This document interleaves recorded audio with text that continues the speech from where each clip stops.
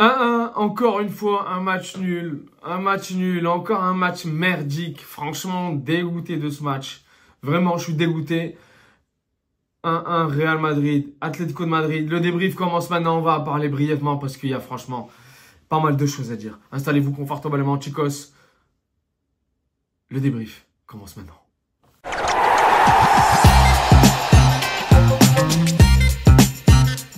Hola chicos, buenas noches, bienvenidos a todos. J'espère que vous allez bien. Le Real Madrid a fait 1-1 face à l'Atlético de Madrid dans un derby où la première mi-temps, je vais commencer par la première mi-temps, une première mi-temps catastrophique. Une première mi-temps où on s'est fait chier, une première mi-temps où l'arbitre c'était lui en fait qui a animé la première mi-temps. S'il n'y avait pas eu l'arbitre, on se serait fait vraiment, mais ennuyé. Et on s'est ennuyé.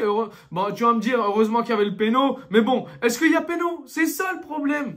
Est-ce qu'il y a pénalty? Pour moi, il n'y a pas pénalty parce que Samuel Lino, il ne joue pas l'action, il laisse la balle partir. S'il aurait voulu peut-être tirer ou frapper ou contrôler, là, ok.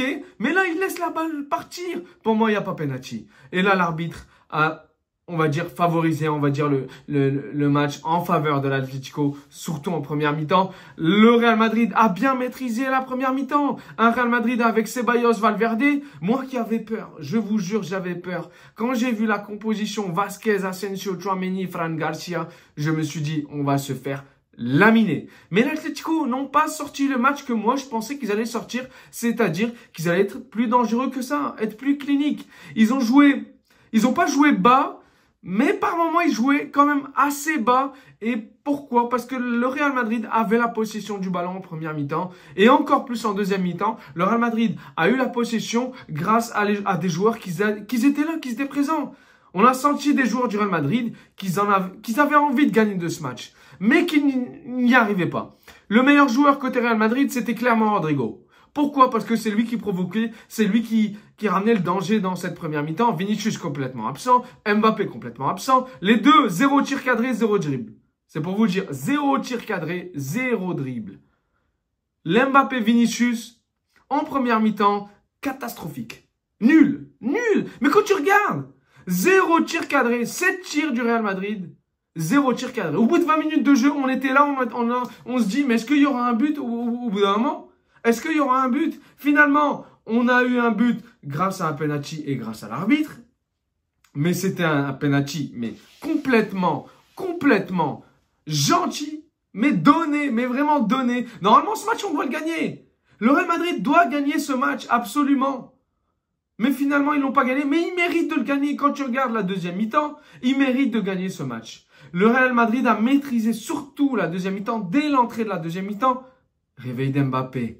Sur une percée de Rodrigo. Rodrigo, il élimine son joueur. Galan, il l'a rendu malade. Il l'a rendu zinzin. Galan, il est entré à Catalan. Il est entré en Catalogne. Le mec Galan, franchement, il s'est fait traumatiser par Rodrigo. Faut dire les choses. Rodrigo a fait son match. Même s'il n'a pas marqué. Il a eu son tir cadré. Il a eu ses centres. Il a eu ses dribbles réussis. Franchement, le plus dangereux côté Real Madrid, c'était Rodrigo. Non Rodrigo d'épaule, mais Rodrigo gosse. Malheureusement, j'aurais voulu qu'il marque, là, il aurait été homme du match. Mais le Real Madrid n'a pas su concrétiser, n'a même pas eu un seul tir cadré en première mi-temps. C'est malheureux quand tu regardes la première mi-temps, tu te dis, le Real Madrid mérite au moins un but. Ils ont eu des occasions, mais il n'y a pas eu la finition. Il n'y a pas eu le danger pour justement un moment. En première mi-temps, le Real Madrid, ils sont là. Il y a un centre, je ne sais plus c'est qui, de Vasquez ou Rodrigo. Il n'y a personne dans la surface. Personne. Et ce que j'aime pas, c'est que Mbappé, il descend bas. Il descend vraiment très bas. Mbappé doit rester plus haut que ça.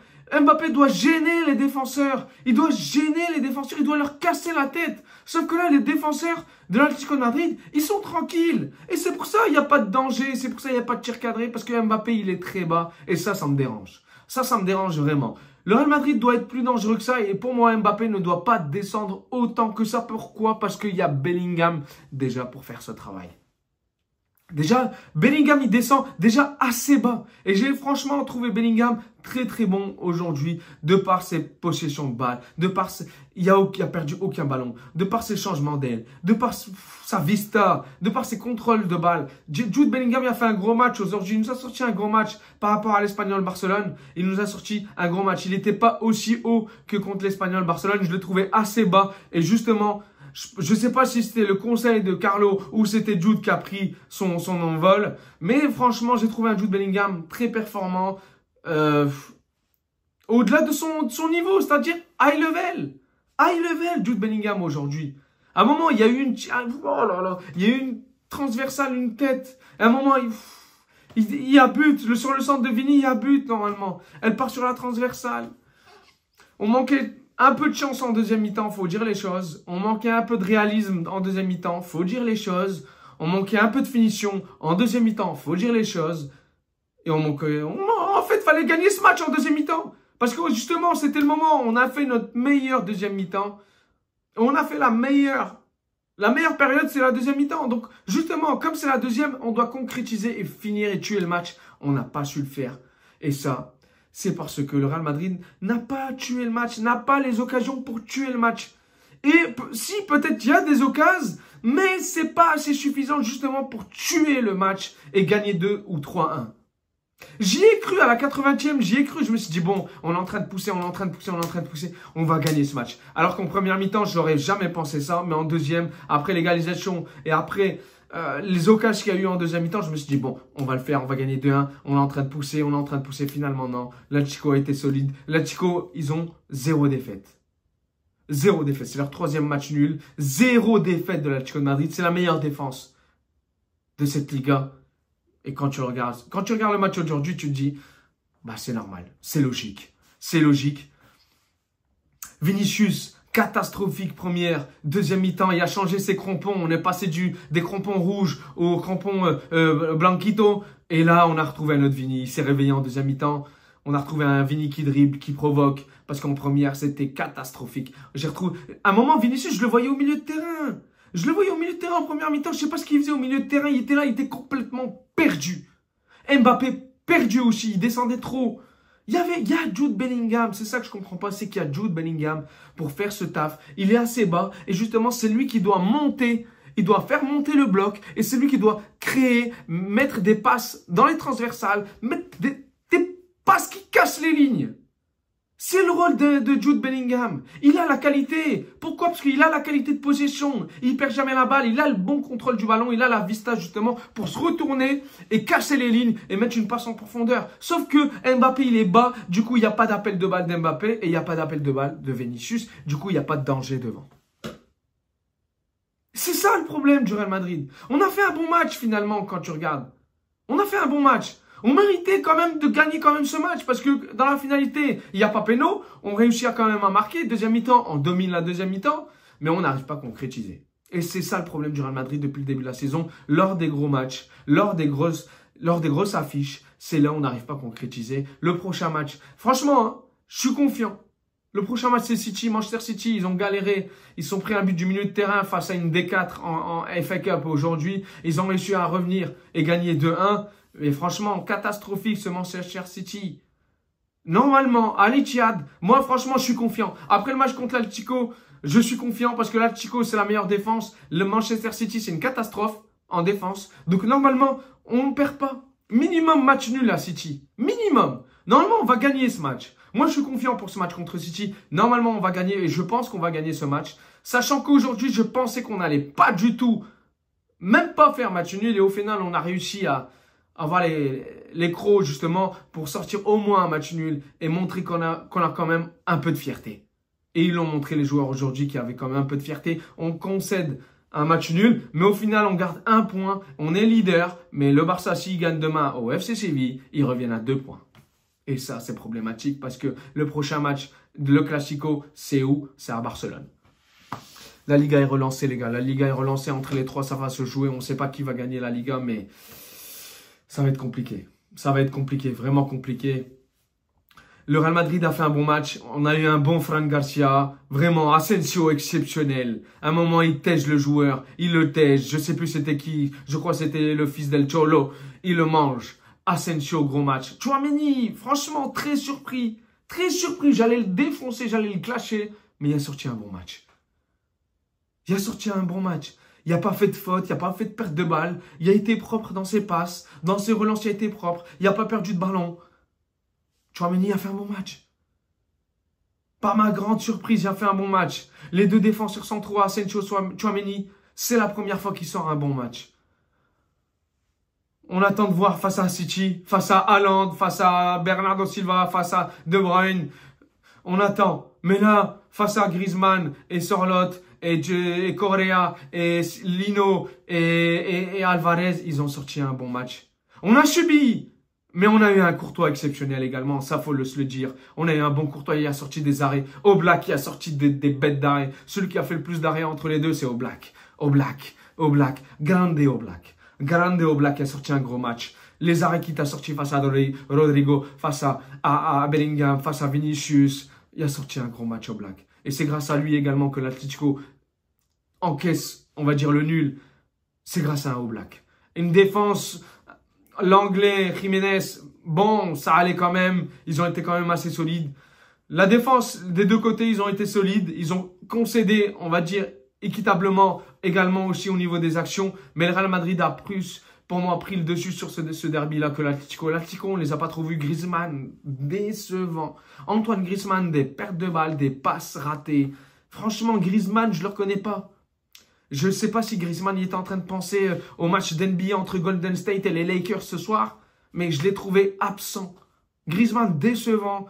D'un côté, tant mieux, parce que Alvarez, c'est lui le plus dangereux entre guillemets. Samuel Lino, je l'ai trouvé un peu dangereux, mais je pensais que ça allait être mieux que ça. Giovanni Simeone, le Cholo, le petit Cholo, je ne l'ai pas vu, clairement, je ne l'ai pas vu. Apparemment, il était bon ces derniers temps, mais aujourd'hui, je ne l'ai pas vraiment vu. Il n'y a pas porté... tant que ça, finalement. Les changements d'El Cholo, ça arrive à la 80e. Entrée de Camavinga et de Modric à la place de Ceballos et Vasquez. Valverde, il est parti arrière droit, latéral. C'est ce qu'il fallait faire. Fallait solidifier un peu le côté parce qu'il a fait des changements. L'autre, El Cholo, Correa, Koke, il y a qui encore qui sort l'autre qui est rentré également. Donc, il fallait un peu solidifier la défense avec Valverde et Vasquez qui est sorti. Vasquez, voilà, en parlant de Vasquez, il a sorti un bon match, bizarrement, lui aussi. Il a été solide. Franchement, le Real Madrid, la défense, ce soir, ils ont été solides. Il n'y a pas eu beaucoup de difficultés tant que ça. À l'Espagnol Barcelone ou les matchs, justement, d'avant, il y avait plus de difficultés. Aujourd'hui, j'ai trouvé un Real Madrid solide, avec plus de fierté, avec plus de grinta. Ils en avaient envie aujourd'hui. Malheureusement, ce qui a manqué, c'est la finition. Mais un Real Madrid qui en avait envie, qui poussait. Malheureusement, ils n'ont pas tant poussé que ça pour justement essayer de gagner ce match. Et encore une fois, un match nul. Encore une fois, un match 1-1 dans ce derby. Voilà, c'est un peu chiant. Voilà, c'est un peu chiant. S'il y aurait eu une première mi-temps meilleure que celle-ci, je pense qu'on aurait eu une victoire du Real Madrid. Malheureusement, le Real Madrid n'a pas été transcendant en première mi-temps, sauf en deuxième, avec le réveil d'Mbappé, de Rodrigo, de Vinicius, de Jude. Donc voilà, je vais pas dire que c'est un match nul mérité parce qu'on mérite de gagner le match, mais qu'est-ce que je voulais que je vous dise? El Cholo, il ne perd pas. Il n'a pas perdu un seul match en Liga cette saison. Donc El Cholo, la tactique, l'équipe, ben, ça fonctionne. Ça fonctionne. Et si il gagne à la fin la Liga, ben, je dirais que c'est mérité. Parce que le Real Madrid, quand tu regardes qui perd l'Espagnol, quand tu regardes qui font des mauvais résultats à droite, à gauche, tu te dis, ben, c'est pas mérité. On est premier, pourquoi? Parce que les autres ont fait des mauvais résultats, mais quand tu regardes, le Real Madrid ne mérite pas d'être premier actuellement. Donc, bon, on verra ce qui va se passer d'ici là. Prochain match, c'est Manchester City, un match très, très important. Parce que là, il n'y a pas une question de points. Là, c'est question match, aller et retour. Et là, on ne doit pas rigoler. Là, on ne va pas rigoler, les gars. Là, on va pas rigoler. Là, le match va être très important. Un Real Madrid, moi, je pars confiant après le derby. Je pars confiant parce qu'ils ont eu une fierté. On a sorti un bon match. City, ils ont sorti un match catastrophique encore une fois défensivement avec le retour de Ruben Dias, etc. Marmouche, il n'a pas été bon. Il n'a pas marqué face à une D4. De Bruyne est rentré, justement, c'est grâce à lui qu'ils ont gagné. Kusanov également, le défenseur qui a tiré de 25 mètres également. Donc voilà, je suis confiant. El Cholo, tu m'énerves avec ta défense et ton haut black. Bref, un derby 1-1. N'hésitez pas à liker, à partager, n'hésitez pas à donner votre avis sur ce derby-là. Merci en tout cas pour le soutien. Et puis on se voit pour le prochain match. Real Madrid, Manchester City en Angleterre, à l'Etihad. Hasta pronto chicos. Buen fin de. Ciao, ciao.